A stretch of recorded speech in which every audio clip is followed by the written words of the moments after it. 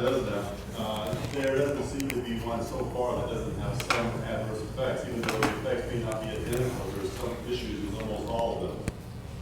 One of the things that we've noticed, though, with all the presentations, is that there are some things that have changed over the last 23 years. One thing is that we seem to be using imaging on smaller and smaller animals, which I think is an interesting move. We also are looking at a lot of nanomaterials that we didn't look at 23 years ago. And the other thing is that we're using stem cells, and those weren't necessarily used by this group 23 years ago. So we're going to talk about stem cells today.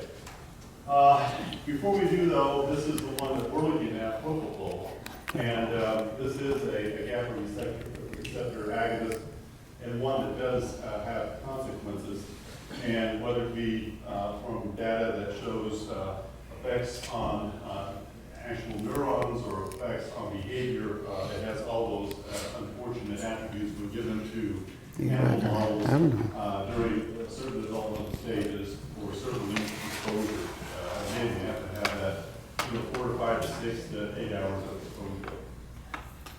Now, stem cells. We heard a lot about this yesterday, so I won't spend a lot of time with this, except that in the nervous system, of course, you have this nice advantage, is as they go through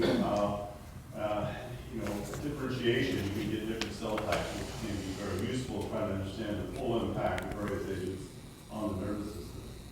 So for this particular set of studies, we're really looking at how stem cells respond to stress, in this case anesthesia, over a time course. Also the idea about whether or not this affects cells that are undergo apoptosis or necrosis. The idea that how long of anesthesia does it take to produce the effect?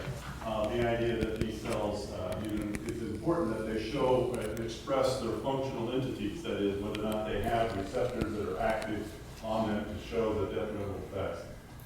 And then, how about their fate in terms of differentiation? How does it influence that? And then also, how can you maybe block some of these effects? And most of the presentations you see have some sort of neuroprotection kinds of mode. We'll be looking at that in these studies as well. Now, for embryonic neural stem cells collected for animal models, you can use this kind of paradigm. And it's really important to understand when you collect your cells, and this is embryonic day 16, what you put your cells in to grow them up, it's called growth media, how long you keep them in that phase, and then when you look at them.